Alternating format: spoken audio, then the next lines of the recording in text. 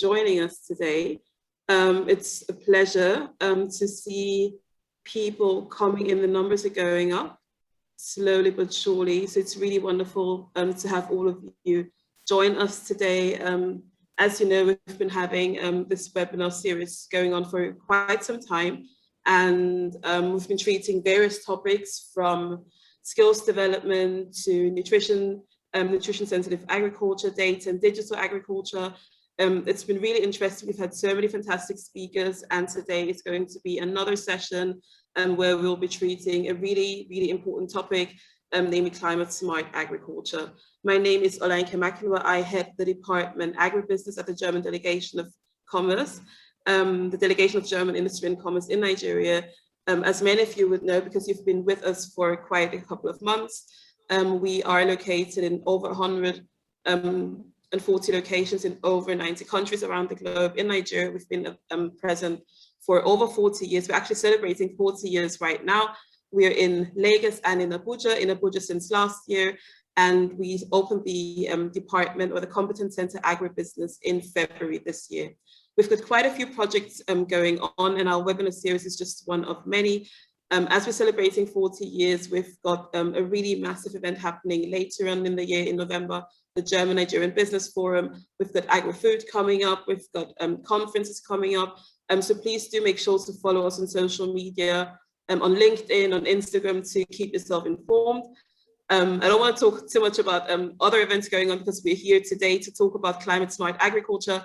I'm doing this in conjunction with Ramat at Nourishing Africa.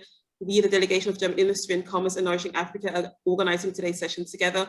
And we've got some really fantastic speakers lined up today. So thank you so much to our guests, but also a massive thank you to our moderator for today, Ramat, as well as the three speakers whom Ramat would be introducing shortly. I see the room is quickly filling up. We had so many individuals registering for today's event, and we've got about 40 participants in the room right now, and the numbers are going up with every single second. So thank you so much for joining us today, and we believe it's going to be a really interesting session. Please make sure to use the chat function to either introduce yourself, why you're here, what organization you represent, why you've joined today's session, but also use the chat or the Q&A to raise any questions. We'll be taking them at the end of the session, but I do believe that there'll be time in between also to review some questions and to answer them. So please make sure that you get yourself involved. It's supposed to be interactive, so do ask your questions using the Q&A session or the chat function, and just introduce yourself. Again, thank you so much for joining us today, and over to you, Ramat.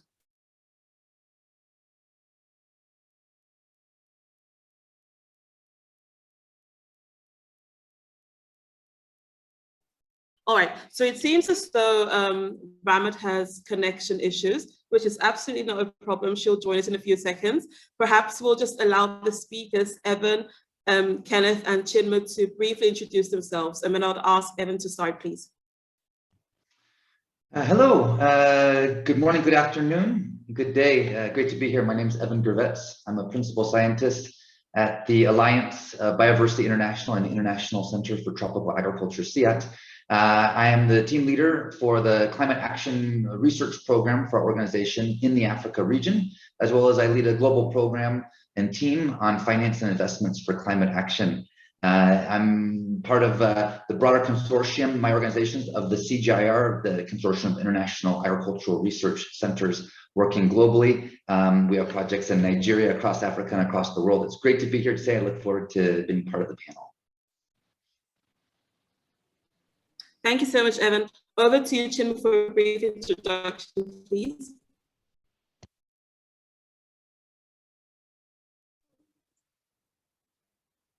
Good morning, everyone. My name is Chinma George. I'm a consultant.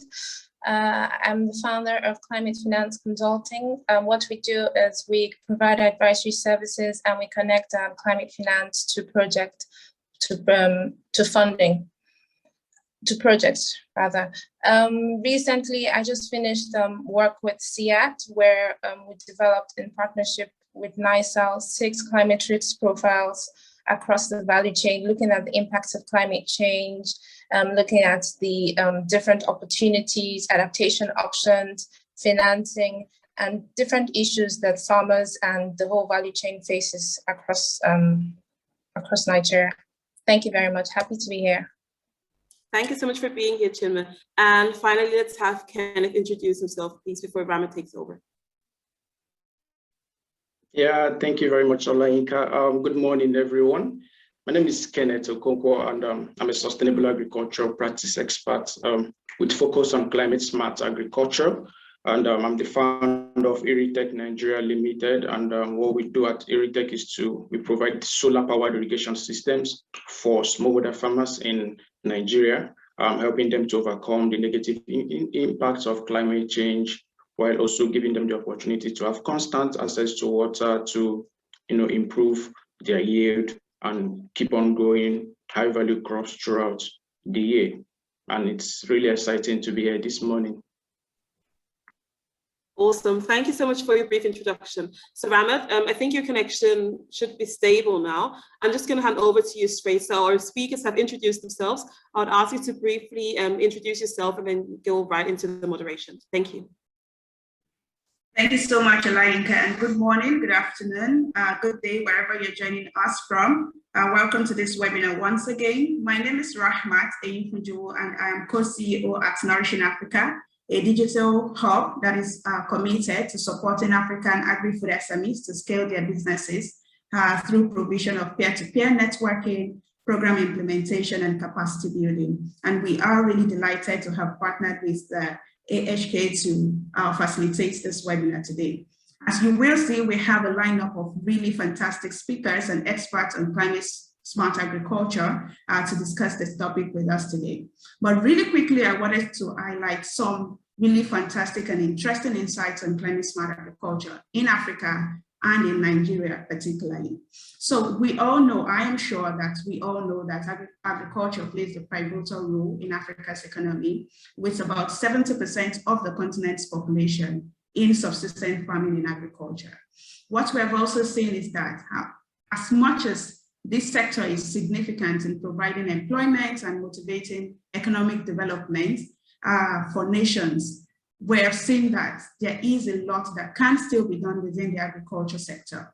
And climate change is one of those factors, the variable factors that affect agriculture in Nigeria and across the continent. Of the 10 countries considered most threatened by climate change globally, 7 are in Africa. And of course, Nigeria never carries last. Nigeria is one of these 7 countries. Also, only few African countries are actively working towards meeting targets for mitigating climate change. And really alarmingly, as of December 2018, the Climate Action Tracker reported that only 3 African countries, Ethiopia, Morocco, and South Africa, are actively taking leadership steps to develop policies to meet the objectives of mitigating climate change on the continent. Well, here, Nigeria is carrying last. Nigeria is not one of those 3 countries taking active action. So we have invited these 3 experts who have introduced themselves, Ivan, Kenneth, and Chima, to discuss the topic today. And I will go over to each of them as they briefly introduce the concept of climate smart agriculture and what we all need to do as stakeholders. So we're going to start off with some introduction from each of these speakers before we go right into the panel discussion. And I will kickstart that conversation, inviting Chima first to go ahead with the presentation. Thank you once again, everyone, for joining us.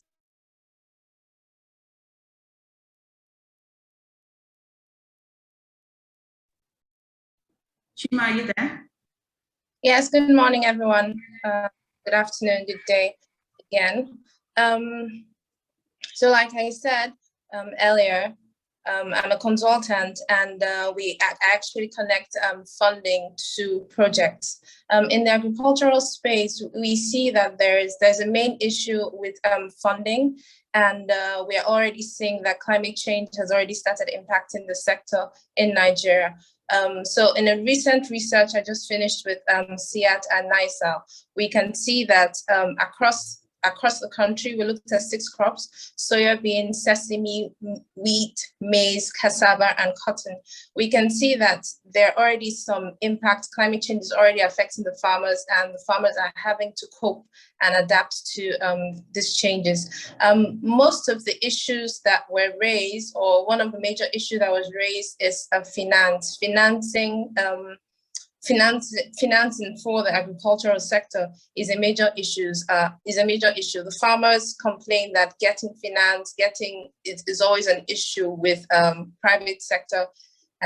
Yes, so the major issue, or the major solution that we're now looking at is now innovative ways to drive financing to agricultural space, especially now as we're already seeing slow onset of rains, we're seeing desertification, we're seeing heat stress, we're seeing shorter growing periods for crops. So these are the challenges farmers are facing. Some of the innovative solutions are financing through financing from the Global Climate Fund, also innovative financing such as the green bonds.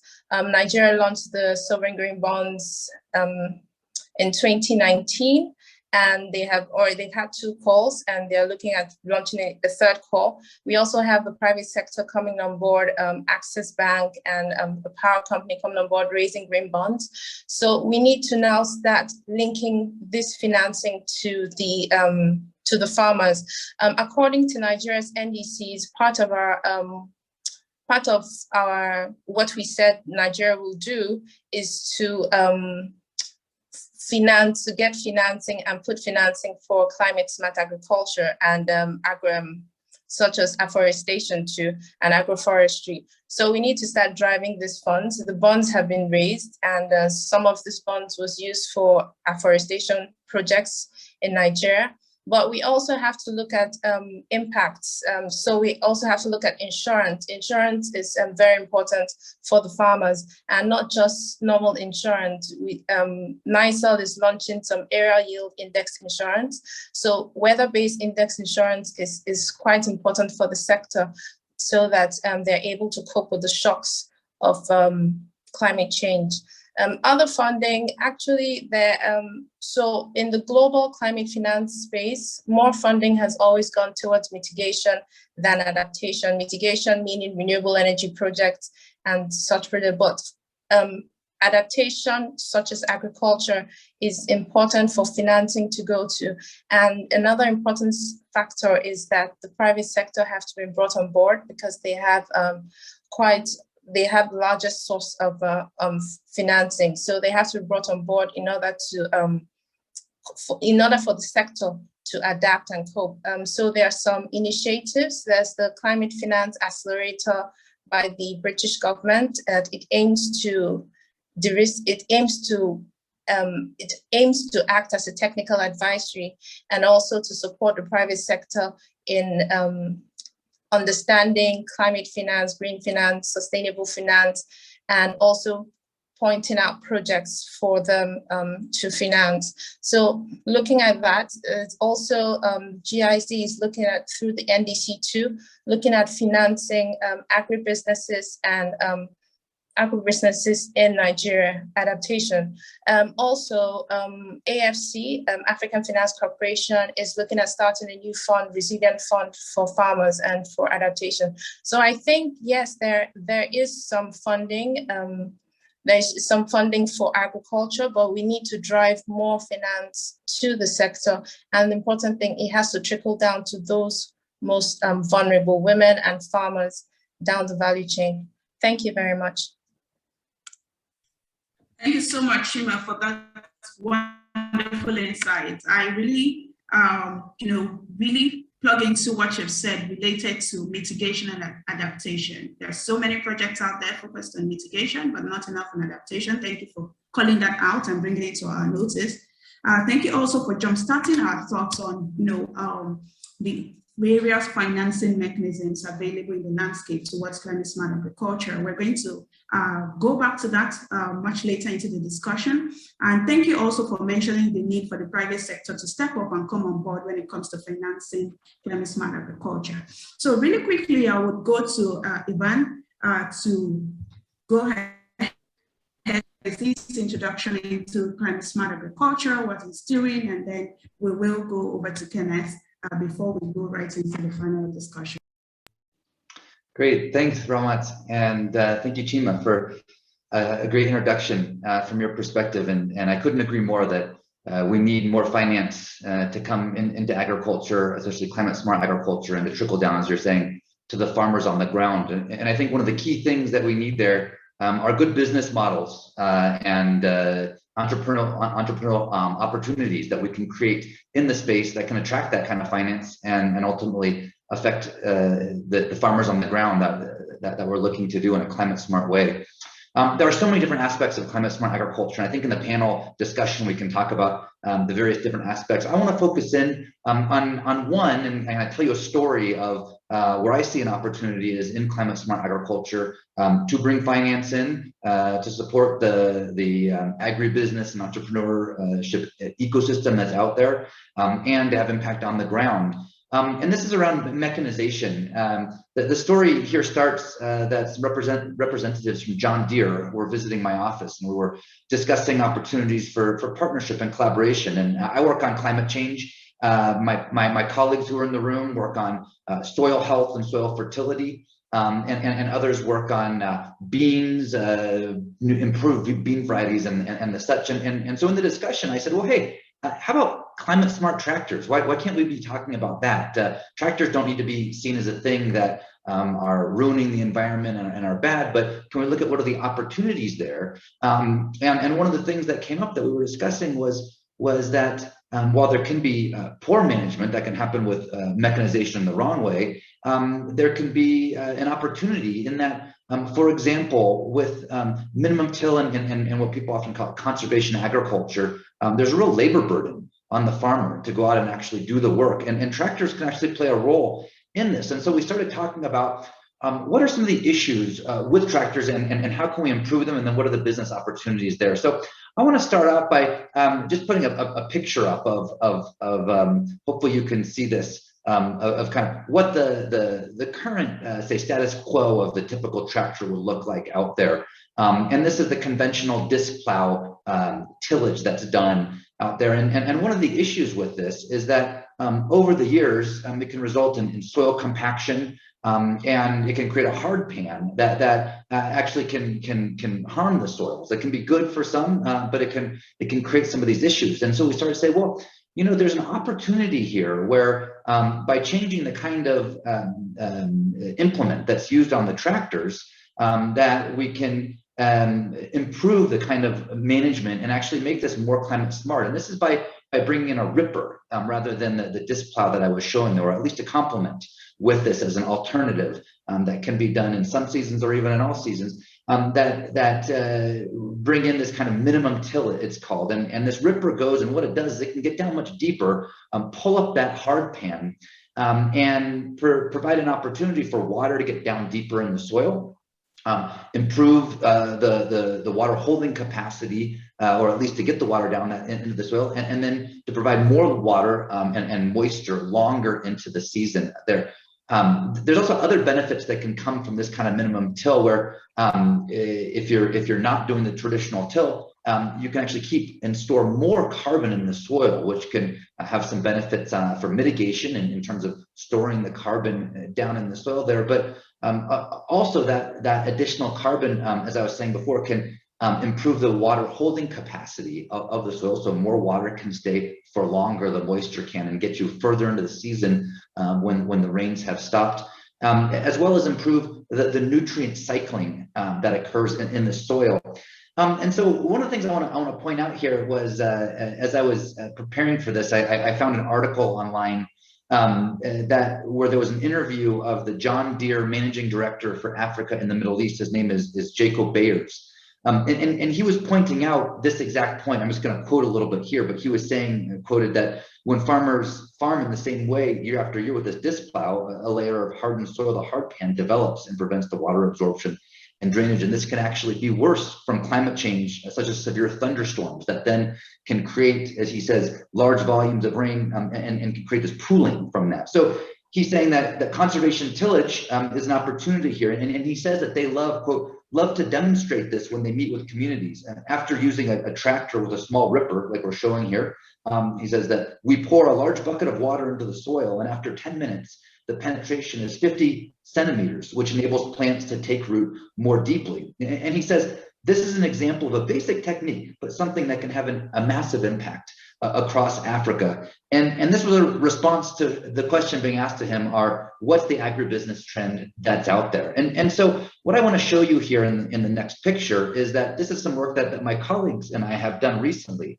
And you can really see on the left where when you go and use this ripping implement, how much more water is there and how much more green the soil is, or you know, on top of the soil the growth is. And on the right, that you can see the pooling happening there. The water, the rain comes down, it does not get down into the soil. It creates more issues and doesn't provide the opportunity of it getting down there. So let me just quickly move to I think the agribusiness and entrepreneurial opportunity here, which is that I think some of you who may have been in the last session of this webinar series saw Hello Tractor come and present on how there are these models of tractor service provision. These service providers go to different small farms and can provide the service.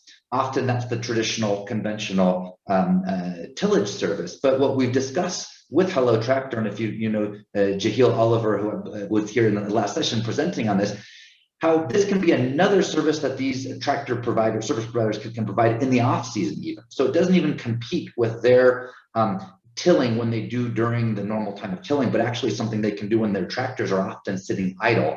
They can come and provide this service there. One other point that I want to make, and I know we're short on time, we can have more time to discuss in the panel discussion, but that finance is an issue here. And one of the things that we found in the study that we did was that the farmers just could not get access to these rippers. In fact, it was tough for us to get access in the place that we were. And so this is a business opportunity there, is that if we can get more of these rippers out there in places where these kind of benefits can be realized, we can show the communities, the farmers, the benefits that it can bring, and we can provide another entrepreneurial opportunity for those that are providing the tractor service to farmers out there as an additional service they can provide to provide more income generation to their businesses, but at the same time providing better results for the farmers on the ground who are using this service, so their farms look more like on the left with more water in the soil and more green growth that can happen throughout the year, less pooling and the issues that can come from the hard pan of the conventional tillage. So thanks, I look forward to the discussion with the panel. Thank you so much, Ivan. Thank you so much for your presentation. Thank you for making us see the visual aspects of your discussion. And I wanted to say it's really important that you've called out mechanization as part of the issues when it comes to attaining sustainable farming and attaining climate smart agriculture. And you've also called out the usage of tractors in agriculture and the various opportunities of leveraging alternative approaches in agricultural mechanization. I imagine that we're going to have some further discussion along those lines in the panel discussion, and I really look forward to that. So I'll move over very quickly to Kenneth. Ivan, you started with saying that we need good business models to tackle climate change. And here we have Kenneth, who is an agribusiness owner and entrepreneur who is working in the sector. And really excited to hear what he has to say about business models and how, you know, agribusinesses can actually join the fight to ensure that we have sustainable food systems in Africa and in Nigeria. Over to you, Kenneth. Yeah, good morning, everyone. Thank you, Ramat, for that, and thank you, Ivan and Chima, for an amazing session. So quickly, I would like to talk from the side of an entrepreneur, from the private sector side of it, and I will try to raise 1 or 2 points around climate change impact on Nigerians' agriculture and some of the business models that we have been using to see how we can actually combat this problem. It's no longer news about the impact of climate change today in Africa's agriculture, particularly in Nigeria. For instance, as we speak today, this is September, and as of now, we should be talking about the onset or earlier onset of or offset of rainy seasons or peak of rainy season. But as it stands today, some parts of the country are yet to actually have an evenly distributed rainfall. Some parts of the country are, are still facing droughts. And the impact of rainfall, of climate change on rainfall availability has really affected so many farmers in these areas. You go to some communities, you see farmlands dry up, and most of these farmers lack access to affordable irrigation technologies that could help them to keep on improving even without rainfall. And this has actually affected their productivity and has led actually to poverty and even food insecurity. And you can see the impact today, even in the food prices today. Most of the food items in the markets are very, very expensive as costs are really going high. Now, on the other side, if you look at people under the aquaculture value chain and even poultry value chain, who also depend on water to keep on producing, they are also affected in this, because most of these guys also depend on petrol-powered pumps in order to pump water to their farms, and this also contributes to environmental pollution. And at the end of the day, due to the high electricity tariff and the high cost of petrol these days, they end up spending more than half of their profits on fueling their generator or their pumps. And that's how we came up with the solar-powered irrigation system that gives these farmers the opportunity to actually have constant access to water. It's actually a cheaper, cleaner, and more sustainable alternative to these petrol-powered pumps. So with the PV panels, the submersible solar, the submersible pumps, or even the surface pumps, farmers in the aquaculture sector can actually have water at any time of the day, and farmers in the crop value chain can actually have water. And we've designed a system that allows farmers that is dependent on their source of water. Most farmers make use of boreholes, some make use of wells, some make use of stream, rivers, and dams. So we are able to come up with systems that affords them a solution that suits their water source. So we have a solar-powered surface pump, also have a solar-powered submersible pumps, comes with batteries, also comes with a PV, with a MPPT tracker and charge controller. And over the years, we have noticed that providing these services from farmers have actually helped them to improve their yield, has also helped them to improve their income, because this time around they produce throughout the year.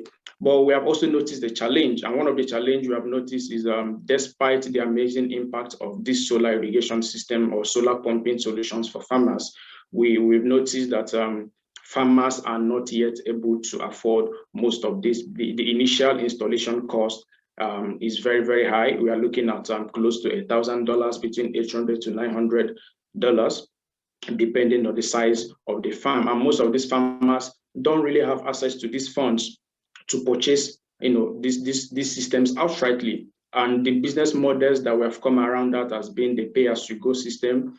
We also look at other financial institutions providing loans or funds, loans for farmers to have this system on their farms, and farmers gradually pay back instrumentally. And I could remember a couple of months back, we had an amazing project sponsored by GIZ and NICOP. We were able to provide the solar irrigation system for farmers in the Pepe, about 800 farmers across Oyo State and Osun State, 4 communities under the pepper and tomato value chain, providing them with the solar irrigation system in their clusters and training them on water requirements for crops, training them on irrigation systems, and also letting them know the impact and negative and positive benefits of the irrigation system. Although they got this for free, many farmers might not actually have this for free.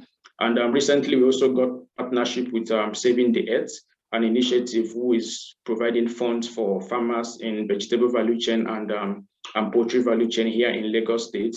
They'll be having the irrigation, the solar-powered pumping systems provided for them on their farms, and why these farmers pay back instrumentally over a period of 18 months to the organization. So I will speak more as we continue in the during the panel session. Thank you very much. Thank you so much, Kenneth. You have mentioned the late rainfall as direct impact of climate change in Nigeria and how this has affected food production. I thank you for really calling that out. I also recall that Nigeria has experienced quite a lot of unusual heavy rainfall in recent times, wiping out entire farms, even in northern Nigeria, where we expect lesser rainfall across board. And also thanks for sharing the solutions.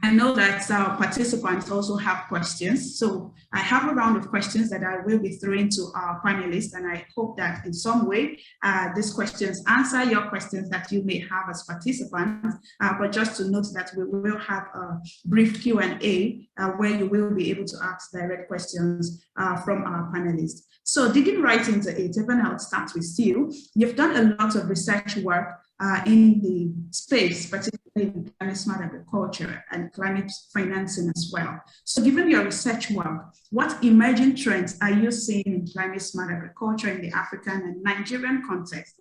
And how can local food producers leverage this research to increase food production and drive nutrition outcomes? And just before you answer, Ivan, I wanted to say that Kenneth and Chima, please feel free to jump in with additional insights you have, even if I have not directed the questions to you. Thank you so much. Over to you, Ivan. Great, thanks, Rama. Great question. I think one way that I often start answering these questions about what is climate smart agriculture and what's emerging is that really I see climate smart agriculture as really doing good agriculture, but with a climate lens that we've brought to it. So I think we start with the foundation of good agricultural practices. But one of the key things I see in agriculture in general, but it's very important for climate smart agriculture, is the emergence of digital agriculture and the opportunities to be leveraging digital technologies, mobile technologies, to be able to send, for example, climate information services to farmers. We have great information now that comes from satellites, that comes from weather stations, that comes from a range of data sources that we're able to put together and give near real-time forecasts to farmers to tell them how the weather is right now, how it's going to be in the next week, and even in the next season, to be working on that also in the longer term, going into the future. So I think this is one, is to communicate this kind of information and turn them into agro-advisory services in terms of what specifically should those farmers be doing in that specific place. One thing I often say is that what's climate smart agriculture somewhere is not necessarily climate smart somewhere else. And so you need to know what that context is, what that weather forecast is going to be, and that helps you manage what you're doing there. So I think that's one big one, is around the kind of digital climate information and agro-advisory services. There are a lot of management practices that I think are climate smart, and I mentioned the mechanization, the minimum till as being one that we can do. Irrigation being another that Kenneth mentioned. I think this is also an important one to be thinking about bringing in. Drip irrigation, supplemental irrigation there, and I think that is emerging. One of the ones that we often talk about with irrigation, and Kenneth also mentioned, relates to what he's talking about, it is the solar irrigation, and how you can both be using that to pump the water onto your land, but also be providing energy for yourself and your family on the side that has the benefits from that also. So kind of putting the different sectors together, if you will, from energy and agriculture, addressing those issues there. Another emerging area that I've seen, I mean, this is good agriculture in general, but is just improved variety of seeds that are being promoted. And one example I want to give are from my colleagues at my organization who work on improved bean varieties. And one thing, actually, they were breeding for a high iron bean, which they got, so it has a nutrition outcome to it, especially for women. But what they also found was that it was more drought tolerant and could tolerate harsher conditions. And so here's a variety that we've now found that we can promote and again, can give multiple benefits to those that are growing it there. Other example, like drought tolerant maize is another one. You need to make sure to use them in the right place and under the right conditions. So say the seasonal forecast says it's going to be a dry year, then opportunity is there to promote a drought tolerant variety that can tolerate the drier conditions that are projected to occur in that season from that forecast. Another piece I want to mention are the financial services and kind digital, coming back to that often, is using digital to deliver financial services and risk management services to farmers. Insurance being one that Chima was mentioning, and I think this is an emerging area that I see. I think it needs to be done right. The business model has to work for smallholder farmers, and they need to want to buy it, which I think has been a challenge there. So we can work on that. Risk-informed credit, where you look actually at the risks that are there and you can give credit. In fact, even maybe make the credit have better terms for farmers that are even implementing climate smart agriculture, because they're making themselves more resilient. And incorporating kind of pricing that into the lending product that's there, so the actual risk based on the science that we have and the knowledge from the ground can actually improve the product itself and tailor it to a specific type of farmer that's there. And then finally, I'll say, I think a key thing that I see emerging for climate smart agriculture is how you put these different components together, that it's not a silver bullet in one way or another. Just the drought tolerant maize is not going to be the answer to climate smart agriculture, but it's about how you put these together, how you put an improved variety together with a financial service product or a couple of them, with a mechanization, with climate information, agro-advisory services that can be delivered, and that bundle delivered to a farmer as possible, then linking to a market then that then can guarantee an offtake for producing the amount in a resilient way through these kind of interventions. I think bundling is key there. But these are some of the emerging areas that I see and opportunities in climate smart agriculture. Thank you so much, Evan, for calling all of this out together in terms of just bundling all of this creative and innovative solutions together and providing them to smallholder farmers. You've mentioned minimum tillage, irrigation, leveraging digital tools to provide financing for climate financing. But I really wanted to call out that last one in terms of the improved seed varieties. And this leads me to the next question I have for you. So we've seen a lot of drought-resistant varieties, but then not so many farmers have access to. Sorry, Ramat, we're losing you. Your sound is really bad. Perhaps you can repeat the question. So where do you see the intersection of science, technology, farmers to be resilient? Okay, can you hear me better now? Yeah, I think I have your question about science, technology. I'm getting here at the end, but yeah, just you can say that again. Yeah. Yes, exactly. So I was wondering, you mentioned improved seed varieties as one of the solutions. Rama, your sound is really bad, but I think Evan got the question. Okay, then I think I'll leave Evan to then answer the question then. Okay, let me see. I think we're kind of talking the intersection between science, technology here, and how that can be, how that can help farmers on the ground, especially smallholder farmers. And I mean, one of the things that I'm seeing as we work with farmers is these kind of technologies are helping to almost level the playing field a little bit. I mean, getting good information has always been hard. And now we can have, for example, get weather forecasts right onto the phone of a farmer on the ground. And in fact, it's interesting that in this article I was mentioning from the John Deere managing director for Africa, that he was saying he was in Ethiopia recently, and the farmer was using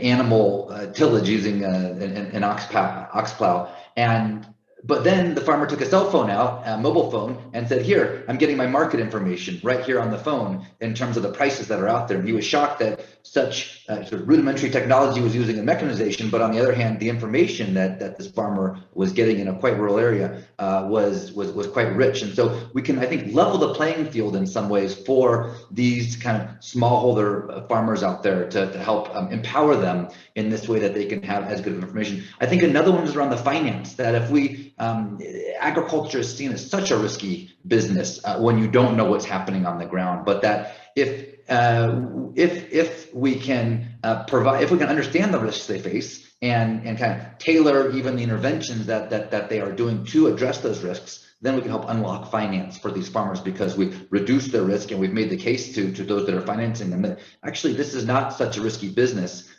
understanding that others may be risky and say there's others that this is not so good for investing in, or even they shouldn't be taking loans because they're not able to pay them back. But we can level the playing field if we can understand the risks, what farmers can take on, provide the market access there too, and again, really incorporate them into the economic development that's there, the value chains and the economic opportunities that can come for them.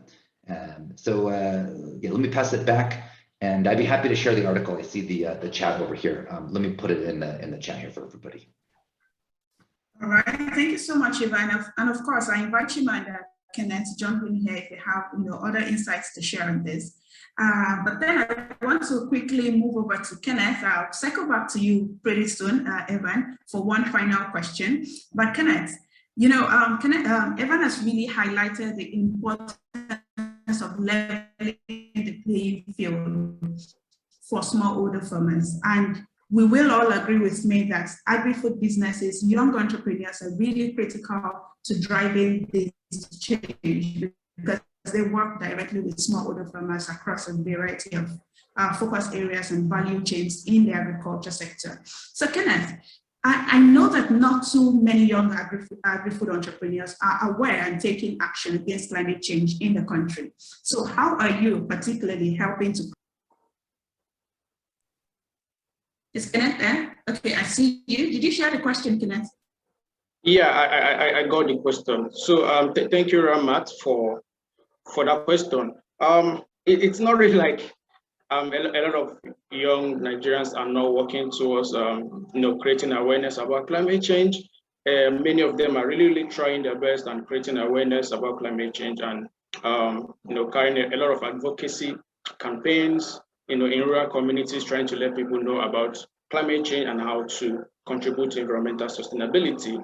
But like you likely say, many are not really working towards the agricultural sector because as it stands, some percentage of greenhouse gases are being released from farms. And then this is another area that most of the youth are not focusing on. Majority have been focusing on the general environmental challenges and problems causing that. So in our own end, apart from providing the solar irrigation kits for farmers, what we have done in the last couple of months was to actually introduce a webinar that we carry out monthly, trying to train farmers and inform them on, because apart from climate change actually affecting farmers, we have also noticed that farmers themselves, one way or the other, through their activities on the farm, contribute to environmental degradation, some of their farming activities, So what we started to do was to train them on effective and efficient fertilizer usage.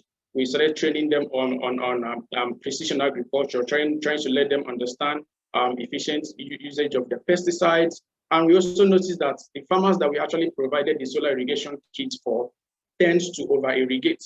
For instance, a farmer that is a crop that requires just probably 5 liters of water per day, because they no longer pay for electricity, or they no longer pay for power, or no longer pay for petrol, they tend to over-irrigate. Instead of leaving the system on for 30 minutes or for an hour, you see them leaving it for 4 hours. So this, at the end of the day, degrades the water level, and one way or the other contributes to environmental degradation. You see these farmers not following instructions on the pesticides, fertilizers, herbicides they use on their farm. So we started, teaching and training them on the proper method, especially on precision agriculture, and how to make proper use and efficient use of their inputs on their farm. Another area we also started working on is to train youth on some of the composting methods. They could actually composting method on the farm, like vermicomposting. So training some farmers on vermicomposting methods, and also try to expose them to organic agricultural method that they could use to provide their own food. So on our own end, apart from the solar irrigation aspect, this is what we have been working on in the last couple of months, about 6 months now, with farmers across Nigeria. Thank you, Ramat. Thank you so much, Kenneth, for that insightful remark. I wanted to take one question from the participant.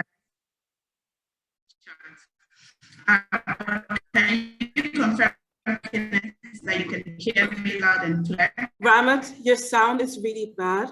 I suggest I'm just going to pick one or two questions, and then any of the panelists who'd like to respond to them can respond to them until your sound is a bit better. I don't know whether you can hear me, but I'm just going to read out a question that came in saying from Rita Babatunde, what does it entail to acquire a solar power irrigation system on a 3-plot vegetable farm in Ibadan? That's a question I believe that is for Kenneth. Yes. So Babatunde, you said a plot of land. You said a plot? 3 plots of land. 3 plots. Okay, that's half an acre. So to acquire the solar irrigation kit for your farm, that will cost you nothing less than 400,000 naira to have it on your farm. This will actually power up to 5 to 10 acres for you. Although what you want to use it for is just 3 plots, but it has the capacity to carry up to 10 acres of farmland for you, and that's why you're having it at that price. Thank you, Kenneth. A question from Usman Angara, and I would like either Even or Chinma to respond to that. What are mitigating strategies for flood and excess temperature? Any thoughts on that? Yes, I can start answering on that one. So, I mean, for one, I was showing with this mechanization example of ripping that you reduce the pooling of water. So when you have intense rain comes in, if you use the ripping, the water goes down into the soil more, and that's where the John Deere boss was saying they would go and dump a bunch of water and show how it goes down 50 centimeters so quickly, whereas it pools when you have the hard pan that's there. So I think that's one example from the flooding. Another one is with intense rain. I would say that there's various kind of soil stabilization techniques that can be used, doing terracing the right way, using grass strips to protect the soil from running off when the rains come too much. Even agro-advisory sources or climate, say weather forecasts, it can say, okay, so it looks like some intense rains coming. Don't top dress right now with your fertilizer, because it's just going to get washed off if you do that. So I think here's a few ways that we can be looking at the kind of the flood. I mean, I guess I would say if you talk about flooding more at the landscape scale, there's other things that need to be done as you think about all water coming down from upstream and the whole watershed management that needs to happen. And there are different kinds of things that can happen there. One I'll mention are water funds, where you have a whole watershed working together to use a fund to implement soil conservation and stabilization approaches. Just quickly on the high temperatures, various things that can be done, but one are these. There's varieties that are bred for high temperatures. In fact, there's a high temperature bean that's been shown to work well. And then other kinds of kind of shading, you can do agroforestry, and these type of things could be brought in to provide some shade and mitigate and reduce the risk from those high temperatures. But various things, depends on the place, the systems that can be done. Thank you so much. Chima, would you like to add to that? Okay, so just to add to that, Evan has already mentioned the high variety, high yielding seeds. So going by the project that just finished in Nigeria, some of the farmers said that what they're now doing now to cope with heat stress is using heat tolerant seeds and high yielding seeds. So having a hybrid of seeds, it's also an adaptation mechanism that is already being used by farmers now. Thank you. Fantastic, thank you. And Chinma, I'd like for you to stay on, please, because the next question I think you'd be very well able to respond to. And if anybody else would like to add, please do. It's a question that came in from Oge Chukwu. He's asking, please, I would love to know about funding options, particularly available funding links to resilient farmers to put their farms in order to combat climate change, like solar power access and smart irrigation. What are the financing opportunities or options for smallholder farmers? Okay, there are quite a number of farming opportunities now, funding opportunities rather. We have NISAL, de-risking the sector. They have loans, they have different financing opportunities for the farmers. But moving forward from that, we also have banks coming on board. Recently, the AFDB just approved a loan of about $50 million for women farmers, for female farmers, and not only farmers in other sectors too. But out of that fund, about $200,000 is a grant to support for technical advisory. So those are some of the funds that are already available for agriculture now. Then other opportunities you look into, there are quite a number of players in this field. There's Rockefeller Foundation, Rockefeller and Dangote Foundation. They had some work, they have done some work for tomato farmers. There's also the Acumen Fund. Acumen Fund is a part funding from the GCF, and it is to support farmers in agribusiness over a long period of time. So instead of providing loans, it's a long-term investment to provide capital for the farmers to be able to cope and in agribusiness. So those are also some available funding. Thank you so much. I'd like Kenneth to also address this, because you initially made a reference to a project that you were working on together with GIZ, where you helped farmers with irrigation systems. So how did you come across the project, and what kind of ongoing projects exist, to your knowledge anyway, that you think could be beneficial to small farmers and small farmers or SMEs? Okay, so one thing I noticed is that for farmers to actually gain access to some of these funding opportunities, they need to be in registered cooperatives, groups, and clusters. Because I noticed most of these funding organizations actually try to reach out to some of these clusters and make these opportunities available to them. So I will also advise, if you are not in any cluster, I will advise you try to join one. And because for the GIZ project I talked about, it was through the clusters. They already have the clusters they work with, and that's NICOP, and they actually approached us for that. And currently we are looking at appeals projects in Lagos State government funded by the World Bank. We're also looking at providing the solar irrigation kits through them. They are providing this free, this time around free, for about 20 farmers under aquaculture and poultry value chain. So probably I will, when it's ready, I will get back to you to probably share with those that attended. That would be great. And just a quick note, for all of our, sorry, can everyone put themselves on mute? Thank you. For all of our attendees, you know, this is a monthly webinar series. Today we're looking at climate smart agriculture. Next month actually specifically treats the topic of access to finance. So I'll encourage all of you again to join next month's session, where we'll be having various speakers and also banks present what options there are, and also GIZ present actually to also represent some of the projects that they are working on and opportunities to support smallholder farmers and agripreneurs. So please do join next week's session on that. But we're not done yet. I have a few more questions. I don't think we'll get through all of them, but I'm going to read out 2 or 3 more, and whoever feels capable to respond, please do. One specific question here looks into disease and pest forecasting as climate change builds pest resistance, especially on tree crops. Would any of you be able to respond to that? Disease and pest forecasting. I could make a few comments. I think one thing that's key here and that we see are monitoring systems for pests and disease. And I was mentioning the opportunities that digital technologies bring, remote sensing. I think that we can be using this more both from the kind of, if you will, top-down way, where you can use satellite imagery to start tracking where things are happening. Sometimes you can see it depending on the disease and how it works. We saw this with the locusts in East Africa, where the FAO was tracking this and then being in almost near real time, being able to know where they're going to. But at the same time, to use the bottom-up approaches of kind of crowdsourcing and hearing what you know, a farmer has it here, can report, and you can then be tracking it through these ways. And then finally, I think a real interesting opportunity is picture-based systems, where farmers actually take pictures of a plant and maybe don't even know what's wrong with the plant, but can send it to a database, and often using kind of artificial intelligence or an expert that's there looking at it can advise on what it is. That can go in and be part of these tracking systems and see where the disease and pest outbreaks are, and then be able to mobilize a response either individually on the farm or collectively at the community or regional scale to come in and address those issues. So those are a few there.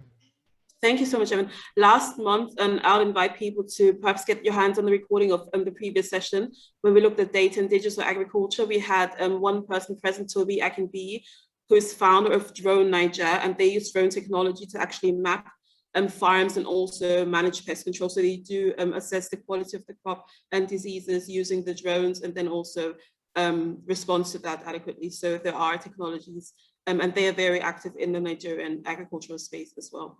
So thank you, Evans, for your response, and also I'm pleased to get your hand on last month's recording. We have a couple of questions coming in about the effect that climate change has on animal production and what are potential remedies. Could any of you speak to that?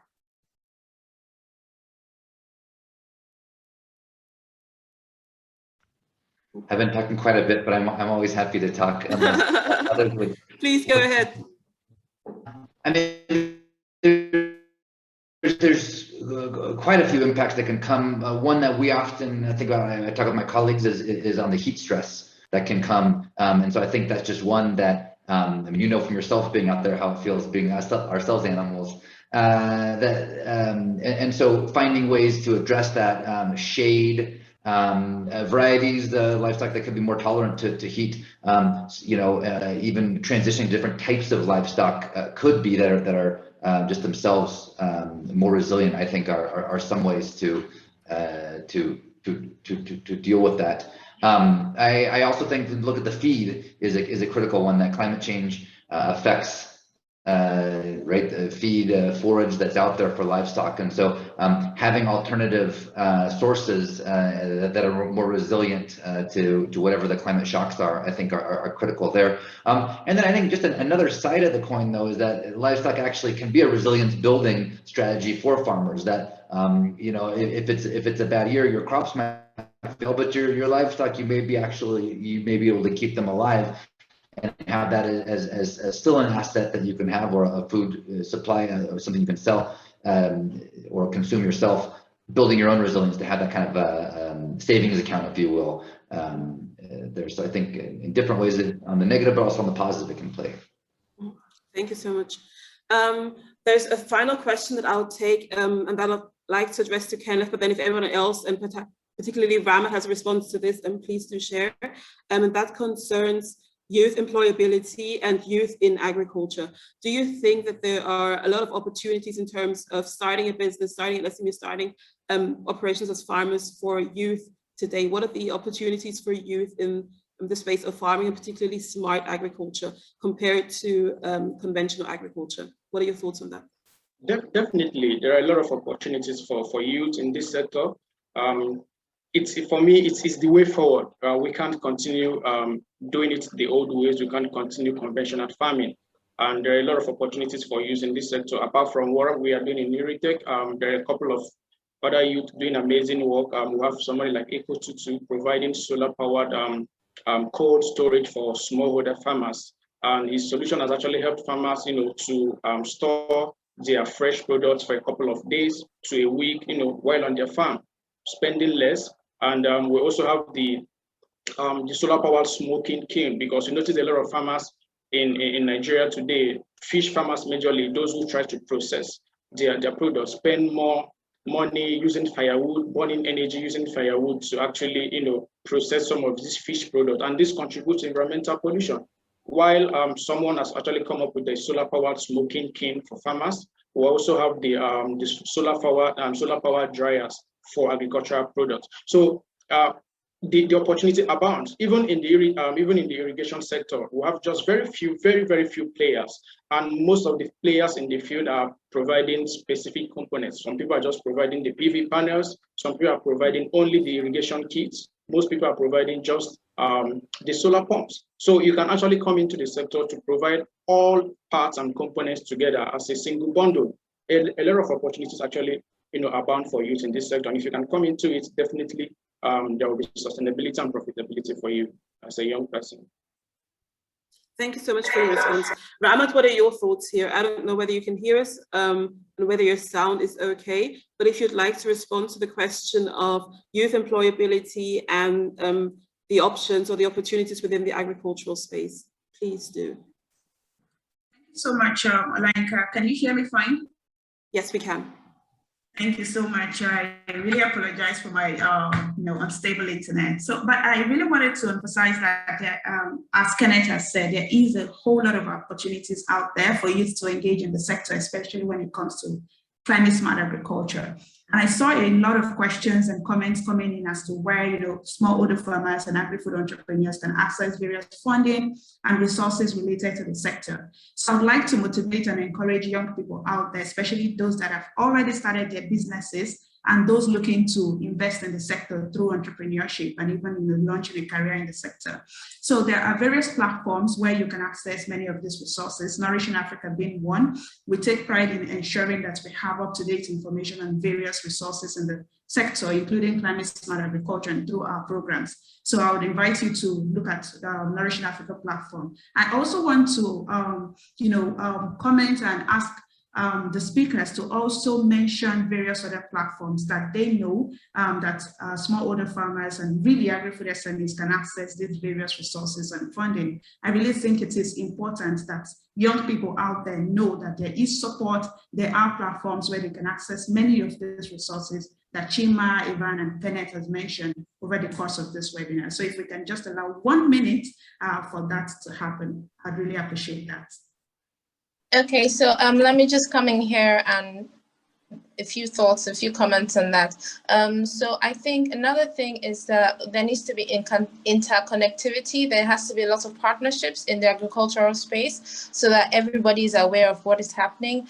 And now there is the CSA Youth Network, Climate Smart Agriculture Youth Network in Nigeria. I think it's based in Ibadan, and it is I think that's a network that most youth should join for information, global opportunities, local opportunities. And also, I think there's also a need to also make sure in whatever we're doing, there's a need for partnership with the government.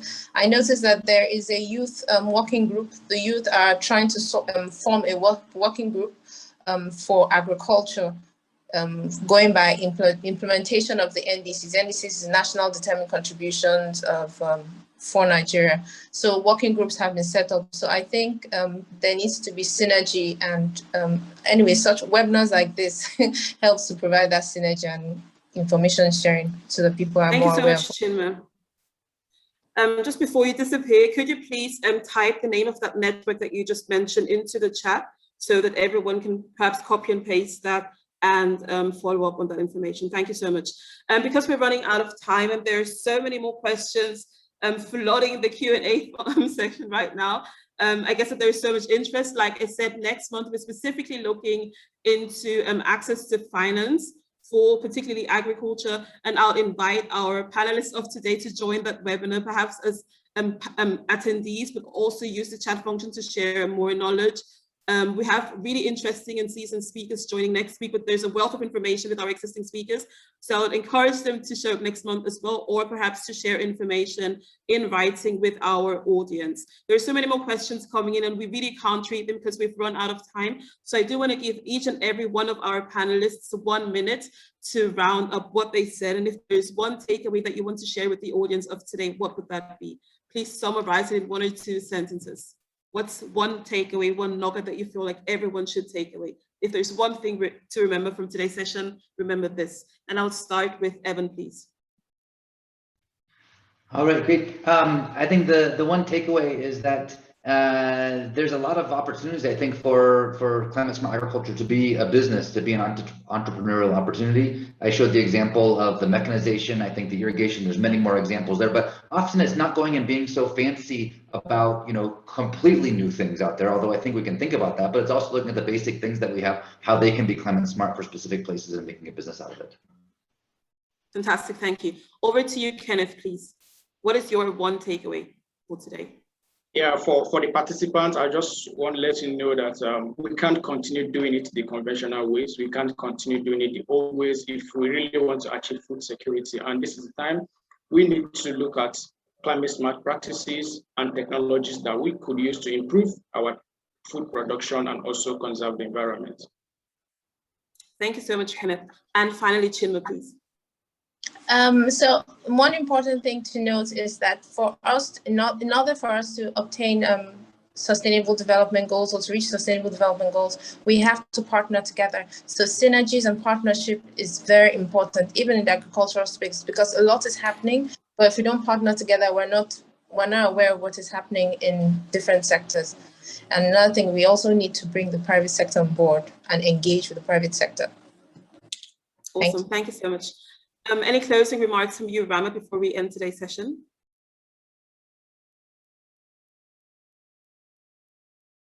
Okay, I guess just having connection issues. So, well, we've run out of time. Thank you so much to each and every of our panelists. I think that the wealth of information was shared today, from the opportunities within agriculture to the need to move away from conventional farming to embracing new potential technologies, and also the need to collaborate to get both the private and the public sector together and to network more. We spoke about funding options and opportunities and the need to invest into agriculture, also access to financing for SMEs and small businesses and agripreneurs. We'll be touching upon that again next month. But for today, we want to say a massive thank you to our panelists who really shared and impacted us, I believe, in powerful ways. There's so many more questions in the chat. Really sorry that we couldn't treat them all. Even more questions again coming into the Q&A. But we hope that we'll be able to answer some of these as we go along. We've got a webinar on access to finance, then also on exporting to the EU. And next year, early next year, we are having an agricultural TVET conference actually happening live in Abuja. You're all going to be on our mailing list going forward anyway, so we'll make sure to keep you all informed about upcoming webinars, upcoming events, such as also our series on post-harvest losses starting next year, in conjunction with GIZ. So we've got really interesting stuff happening, and we hope that you'll join us on this journey. So thank you so much for today, and we look forward to seeing you again. Thank you and goodbye.